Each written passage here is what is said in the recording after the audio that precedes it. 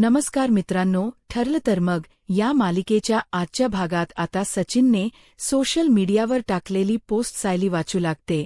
आता सचिनने लिहिलेले ते एक एक शब्द यामुळे सगळ्यांनाच थक्का बसतो. सचिन शेवट म्हणतो की एका बापावर आणि एका पतीवर झालेला अन्याय कोणी थांबवू शकेल का? पुरुषांना सुद्धा मन असतं, हे कोणी जाणू शकेल का? मला कधीतरी न्याय मिळेल का? आता हे सगळं ऐकल्यानंतर घरातील सर्वांनाच सचिनचा खूप राग आलेला असतो. अस्मिता म्हणू लागते, हे सगळं काही आपल्याला प्रेशराईज करण्यासाठी केलं जात आहे, बाकी काही नाही.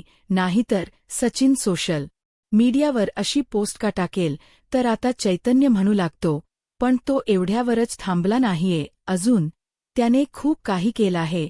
तर कल्पनात ताई म्हणतात, काय म्हणजे अजून त्याने काय काय केले नक्की? तर आता त्याचवेळी त्या ठिकाणी अर्जुन आलेला असतो. अर्जुन विचारतो की कोण काय करतंय? आता मात्र घरातील सर्वजण शांत होतात, कारण हे जर सत्य अर्जुनला कळालं तर अर्जुन किती संतप्त होऊ शकतो हे तर सगळ्यांनाच माहीत असतं. तर आता अर्जुन आणि अश्विन घरी येतात. सायली अर्जुनला प्रश्न करत म्हणते, अहो तुम्ही कुठे गेला होता नक्की? आता अर्जुनला काय सांगावं काहीच कळत नाही. तर अश्विन म्हणतो, माझ्या एका पेशंटला लीगल ॲडवाईस हवी होती आणि म्हणूनच मी दादाला घेऊन हॉस्पिटलला गेलो होतो. इथे नक्की काय झालंय? तर आता चैतन्य अर्जुनला ती पोस्ट दाखवतो. त्यावेळी अर्जुन म्हणू लागतो, तू तर म्हणाला होतास सचिनने उद्याची डेट, हे सगळं काही मुद्दामहून नाटक केलं, पण हे सगळं काही पोस्ट वगैरे करण्याच अजून काय नाटक आहे? हे सगळं काही तो मुद्दामहून करतोय. तर आता चैतन्य म्हणू लागतो, पण तो इतक्यावरच थांबला नाहीये अर्जुन. तर त्याने आता आपल्यासमोर अजून आव्हान उभं केलं. हे तर खरं बघायला गेलं तर त्याची हिंमत आता जास्तच वाढायला लागली आहे. आणि सगळ्यात महत्त्वाचं म्हणजे त्याच्या नक्कीच काहीतरी प्लॅन आहे. हे बघ, ही नोटीस बघ. आता ज्यावेळी अर्जुन नोटीस पाहतो त्यावेळी तो चैतन्याला म्हणतो, हे सगळं काही त्याने मुद्दामहून केलं आहे. आपल्याला केसवर स्टडी करायला वेळ मिळायला नको, यासाठी हा त्याचा प्लॅन आहे. तर आता चैतन्य म्हणतो, यापेक्षाही म्हणजे त्याने आता अस्मिताईवर डोमेस्टिक व्हायरलची केसही दाखल केली आहे आणि त्यामध्ये सायली वहिनीच सुद्धा नाव आहे. आता हे ऐकून घरातील सर्वांनाच धक्का बसतो. अर्जुन आता ती दुसरी नोटीस पाहतो तर त्यामध्ये अस्मितासोबत आता सायलीच सुद्धा नाव असतं. ते पाहून कल्पना ताईंना आणि प्रतिमा आत्यांना धक्काच बसतो. प्रतिमा आत्या म्हणतात, म्हणजे सायलीला आता या अवस्थेत तिथे कोर्टात यावं लागणार आहे का? तर अर्जुन म्हणतो, सॉरी, परंतु सायली तुला उद्या कोर्टात यावंच लागेल. आता सगळेच सण सायलीची काळजी करत असतात, परंतु सचिनने एकावर एक असे डाव टाकलेले असतात की ज्यामुळे संपूर्ण कुटुंब आता यामध्ये अडकत चाललेलं असतं. तर आता चैतन्य म्हणू लागतो, परंतु हा सचिन एवढ्यावरच थांबलेला नाही. तर त्याने बार काउन्सिलकडे तुझी तक्रार केली आहे. त्याच असं म्हणणं आहे की तू ही केस वैयक्तिक वैरासाठी लढतोयस. आता मात्र सचिनने दिलेले हे धक्के घरातील कोणाला सहन होत नसतात. घरातील सर्वांच्याच पायाखालची जमीन सरकते. या सगळ्यामुळे सायली मात्र खूप संतप्त झालेली असते. तर अस्मिता म्हणू लागते, सचिनला माझ्यावर सूड उगवायचा आहे ना? मग माझ्या फॅमिलीला तो त्रास का देतोय? त्याला डिवोर्स हवा होता ना, मग मी देते ना. तो त्याला जे हो ते करायला मोकळा आहे. मग तरी सुद्धा या सगळ्यामध्ये घरच्यांना अडकवतोय का त्रास देतोय? तर आता चैतन्य म्हणू लागतो, हे सगळं काही तो पैसे वाचवण्यासाठी करत आहे. त्याला पोटगी द्यायची नाहीये आणि त्यासाठी त्याचा हा प्लॅन चालू आहे. तर अर्जुन म्हणू लागतो, खरं तर माझी फॅमिली हा माझा वीक पॉइंट आहे, हे तर सचिनला चांगलंच माहीत आहे आणि म्हणूनच तो हे सगळं काही करत आहे. तर सायली म्हणू लागते, पण त्याची ही मुजोरी आपण चालू द्यायची नाही. त्याने आता जे काही केलं ना ते त्याला महागात पडायलाच हवं, कारण माझा तुमच्यावर आणि तुमच्या बुद्धीवर पूर्ण विश्वास आहे. त्याने आतापर्यंत आपल्या कुटुंबावर, अस्मिता ताईंवर जे काही आरोप केलेत ना ते सगळे काही तुम्ही काढणार आहात आणि आता त्याचा पिता उघड पडणार ते सगळे आरोप खोडून काढत समाजात ताटमानाने फिरू शकत नाही अशी त्याची अवस्था व्हायला पाहिजे. आणि ते तुम्ही कराल. आता सायलीकडे सर्वजण पाहत असतात. सायली तर खूप चिडलेली असते, कारण सचिनने आपल्या संपूर्ण कुटुंबाची जी बदनामी केलेली असते ती सायलीला अजिबातच सहन होत नसते. सायली म्हणू लागते, स्वतः शेण खायचं आणि आरोप मात्र समोरच्या व्यक्तीवर करायचे, बायकोवर आणि बायकोच्या घरच्यांवर आरोप करायची हिंमत पुढच्या कुठल्याही पुरुषांमध्ये होऊ नये. आणि त्यासाठी आपल्याला सचिनला धडा शिकवावाच लागेल. आता सायलीची तब्येत बिघडते. सर्वजण सायलीला सावडतात. कल्पनाताई, विमलताई आणि प्रतिमा सर्वजण सायलीला शांत बसायला सांगतात. कल्पनाताई सायलीला पाणी देतात आणि म्हणतात, सायली, तू शांत हो. तू स्वतःला त्रास करून घेऊ नकोस. तर अर्जुन सायलीला म्हणतो, त्या सचिनच काय करायचं ते आम्ही बघूच, परंतु तू स्वतःला त्रास करून घेऊ नकोस. तू शांत हो जरा. तर दुसरीकडे महिप शिकरेच्या घरी आपल्याला पाहायला मिळतं की एक बाबा आलेले असतात. महिप्त शिकरे आता त्या बाबांचे पाय धुतात आणि म्हणू लागतात, बाबा, आज तुमचे पाय धुण्याच भाग्य मला लाभलं. मी खरंच धन्य झालो. असं म्हणत महिप्त शिखरे पाया पडतात.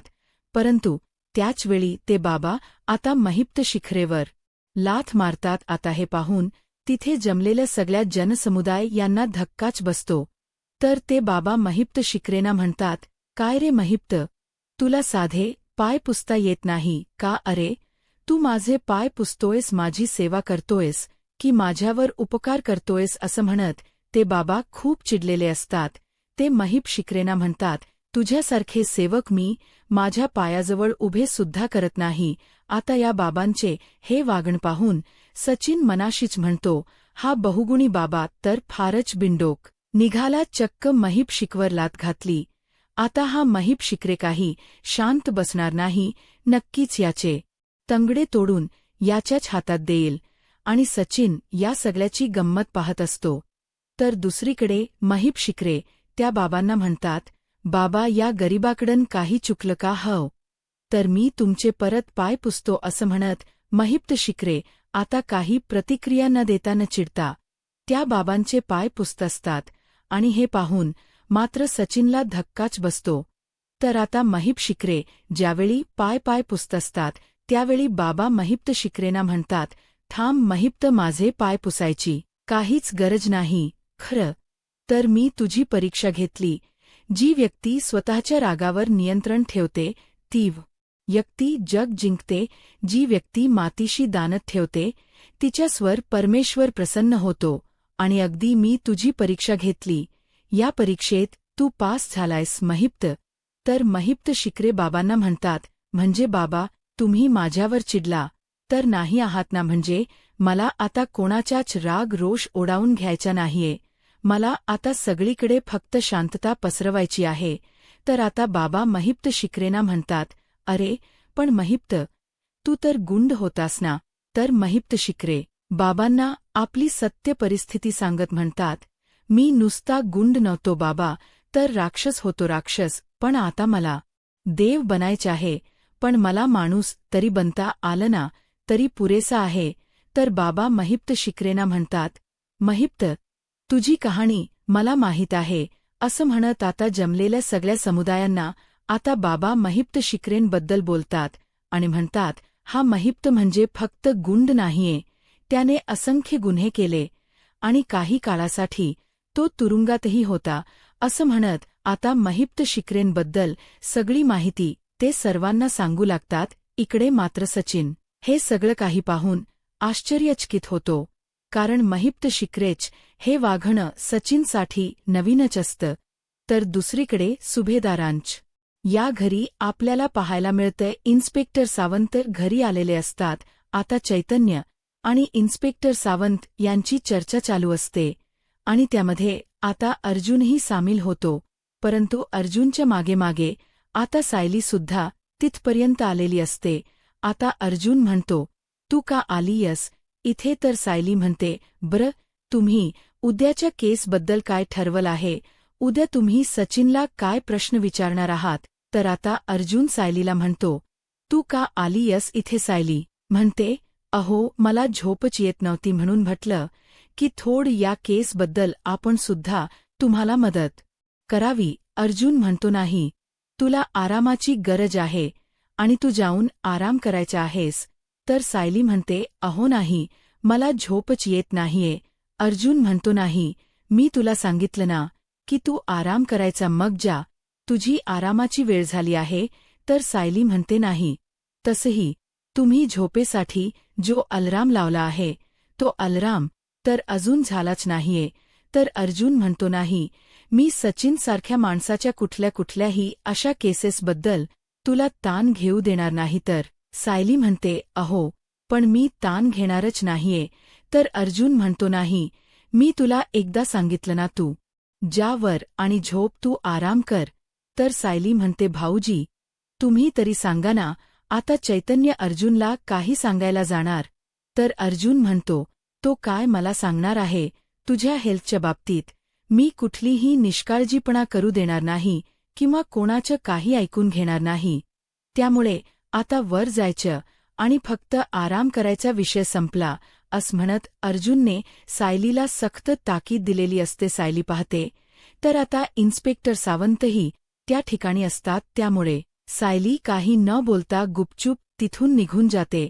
तर त्यानंतर आता अर्जुन, चैतन्य आणि इन्स्पेक्टर सावंत यांची सचिनच्या केसबद्दल चर्चा सुरू होते. तर अर्जुन चैतन्यला म्हणतो, चैतन्य, मी तुला त्या कॅन्डामध्ये देत असाल तर मीच तुमच्याशी बोलणार नाही. असं म्हणत सायली आता रागाने तिथून निघालेली असते. अर्जुन म्हणतो, ठीक आहे, बोलू नकोस पण आराम कर. असं म्हणत आता अर्जुनने सायलीला आराम करायला पाठवलेलं असतं. परंतु या दोघांची भांडण पाहून चैतन्याला मात्र हसायला येत असतं. अर्जुन म्हणतो, तू का हसतोयस. चैतन्य म्हणतो, कुठे का माझा चेहराच हसराय. अर्जुन म्हणतो, हो का, मग आता बंद कर. आणि इन्स्पेक्टर सावंत, अहो तुम्ही तरी सिरियस व्हा. इन्स्पेक्टर सावंत म्हणतात की हो सर, उद्या तुम्हाला जे माहिती हवी आहे, जे पुरावे हवे आहे ते उद्या सकाळपर्यंत आपल्या हातात असतीलच. तर त्यानंतर आता तिघेही कॉफी पित असतात. तर दुसरीकडे कल्पना ताई आणि प्रतापराव यांच्याशी बोलण्यासाठी आता प्रतिमा आत्या आलेल्या असतात. प्रतिमा आत्या म्हणतात, कल्पना, तुला माझं बोलणं पटते ना.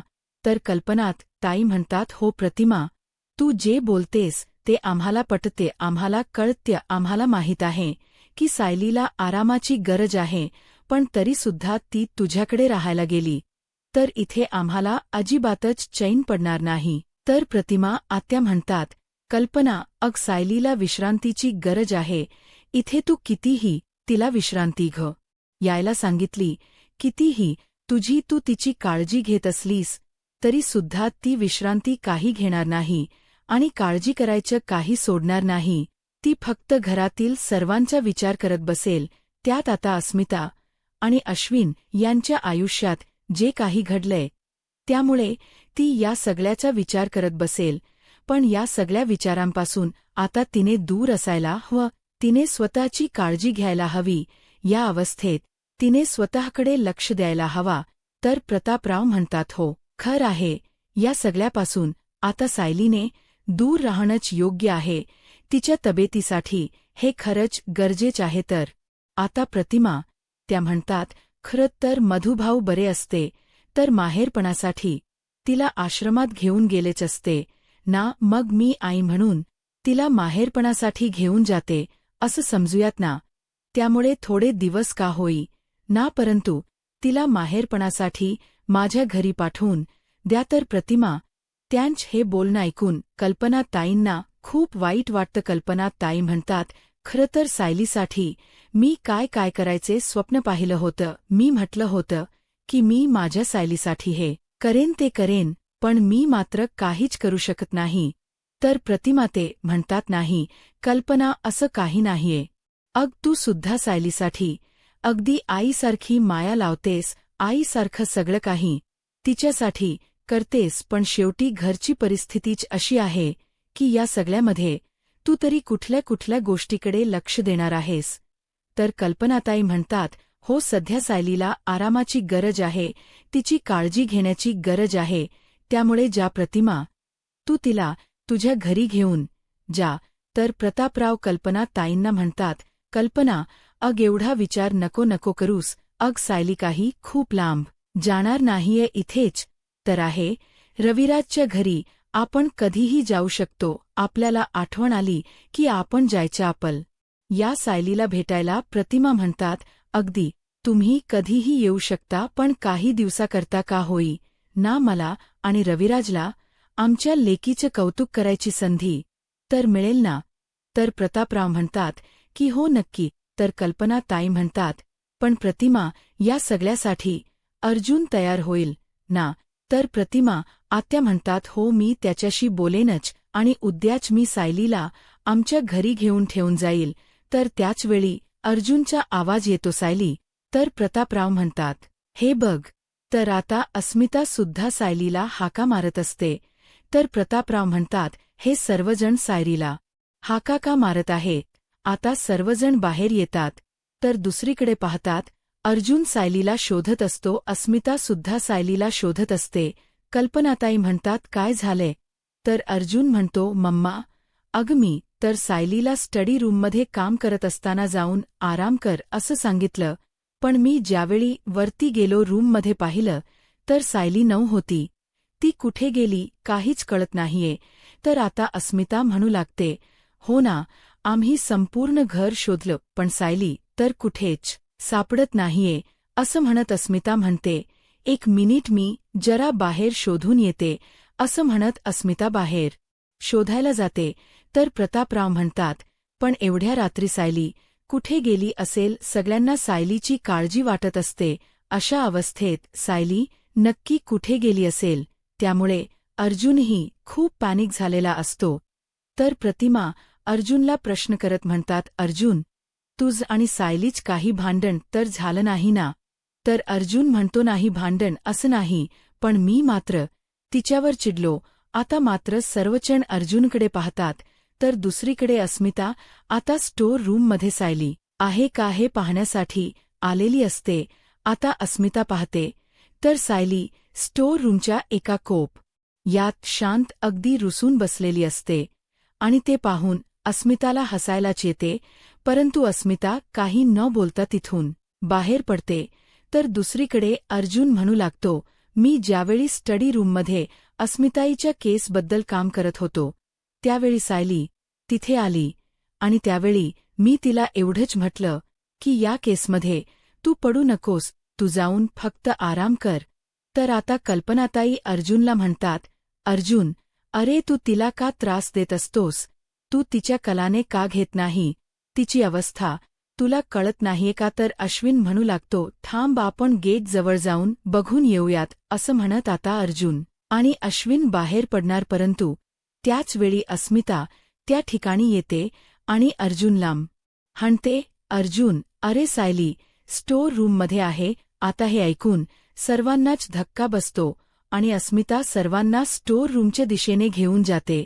आता स्टोर रूममध्ये सायली ज्या पद्धतीने रुसून बसलेली असते ते पाहून सगळ्यांनाच हसू काही आवरत नाही. तर अस्मिता म्हणू लागते, कोणाला तरी राग आलेला दिसतोय. त्यावेळी सायली पाहते पण दुर्लक्ष करते. तर कल्पनाताई म्हणू लागतात, सायली, अग तू इथे येऊन बसली आहेस का. अस्मिता म्हणू लागते, नव्यावर रुसण्याचीही वाटत नवीन पद्धत आहे. तर आता प्रतापराव अर्जुनला म्हणतात, अर्जुन, तुझं वागणं अजिबातच पटलेल नाहीये. अर्जुन म्हणतो, नाही डॅड. तर प्रतापराव म्हणतात, अर्जुन, अरे काय हे तुझ्यामुळे हे सगळं काही पाहावं लागते. तुझ्यामुळे ती रुसली आहे, बघ ना तिची अवस्था. तर अर्जुन म्हणतो, मी तिच्याशी भांडलो नाहीये किंवा तिच्यावर चिडलो सुद्धा नाही. मी फक्त तिला जाऊन आराम कर असंच म्हटलं. बायको, हेच सांगितलं ना मी तुला की जा आणि आराम कर. तर सायली उठून उभी राहते आणि म्हणू लागते, अजिबातच नाही, मी फक्त स्टडी रूममध्ये आले होते, पण तुम्ही तिथून मला चक्क हाकलवून दिलं. मी जर तिथे उभी राहिले असते तर तुमच्यावर आभाळ कोसळलं असतं का, पण नाही. तुम्ही माझं काही ऐकूनच घेतलं नाही. अर्जुन म्हणतो, सॉरी पण आता रुसू नकोस ना.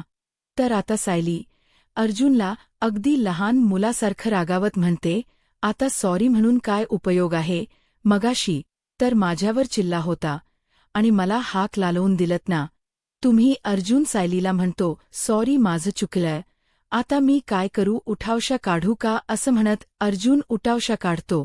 तर सायली म्हणते, बस पुरे, हा उगाच लगेच उठावशा वगैरे काढायची काहीच गरज नाहीये. तर आता सर्वजण सायलीकडे पाहतात, तर अस्मिता म्हणू लागते, पण सायली, खरंच तुझी रुसण्याची पद्धत मात्र हाला आवडली. तर विमल ताई म्हणतात, सायली ताई, आज जे काही वागलं आहे ना ते खरंच खूप वेगळं होतं. तर अस्मिता म्हणते, प्रेग्नन्सीमध्ये असे मूड बदलत राहतात. अर्जुन, आता मनाची तयारी ठेव, कारण आतापर्यंत सायली जसं वागली नव्हती तसं वागण्याची शक्यता आहे. तर प्रतापराव म्हणतात, ते काही असू देत, परंतु सायलीची ही रुसण्याची पद्धत पाहून मात्र आपल्या सगळ्यांच टेन्शन थोड्या वेळासाठी का होई ना पण दूर झालं. तर कल्पनाताई प्रतिमा आत्यांना म्हणतात, प्रतिमा अगं काय झालं, तू का अशी शांत आहेस. तर प्रतिमा आत्या म्हणतात, अगं कल्पना, तुला आठवत्य का प्रतापरे, तुला तरी आठवत्य का. तर प्रतापराव म्हणतात, काय, कशाबद्दल. तर प्रतिमा आत्या म्हणतात, तन्वीबद्दल, म्हणजे बघा ना, ज्यावेळी अश्विन आणि अर्जुन क्रिकेट किंवा फुटबॉल खेळायचे त्यावेळी तन्वीसुद्धा त्यांच्याकडे खेळण्यासाठी हट्ट करायची, परंतु त्यावेळी अर्जुनला तन्वीची काळजी वाटायची, तिला बॉल वगैरे लागेल म्हणून अर्जुन काही तिला खेळायला घ्यायचा नाही. आणि मग रुसलेली तन्वी अशीच येऊन स्टोअर रूममध्ये फुगून बसायची. आठवत्य का तुम्हाला. तर प्रतापराव म्हणतात, हो मला आठवत्य. तर अर्जुन म्हणतो, हो मलाही आठवत्य ना. एके दिवशी तन्वीने माझ्या हातून बॅट हिसका घेण्याचा प्रयत्न केला होता, म्हणजे खरं तर तिला बॅटबॉल खेळायचा होता, क्रिकेट खेळायची होती, परंतु मी त्यावेळी काही तिला बॅट दिली नाही. आणि त्यावेळी ती अशीच रुसली होती आणि इथे येऊन बसली होती. मला तर चांगलंच आठवत्य. आता हे सगळं ऐकल्यानंतर सायली मनाशीच म्हणते, म्हणजे पुन्हा एकदा माझ्यामध्ये आणि तन्वीमध्ये. आता हे ऐकून अस्मिताला धक्काच बसतो. तर आता अर्जुन सचिनला प्रश्न करत म्हणतो, की तुमचे जर आईवडील वृद्धाश्रमात जात होते तर मग तुम्ही त्यांना थांबवला का नाहीत मिलॉर. आता मी अशा साक्षीदाराला बोलवणार आहे की ज्याची साक्ष सगळ्यात महत्वाची ठरणार आहे. आता हे ऐकल्यानंतर सचिनला धक्काच बसतो.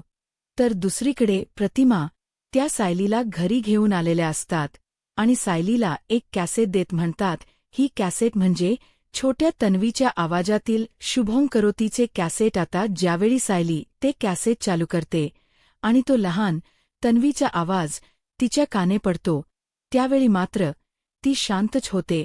आता सायलीला तिचा भूतकाळ आठवेल का, आपणच तन्वी आहोत हे सत्य तिला कळेल का, असंख्य प्रश्नांची उत्तर आपल्याला लवकरच पाहायला मिळणार आहे.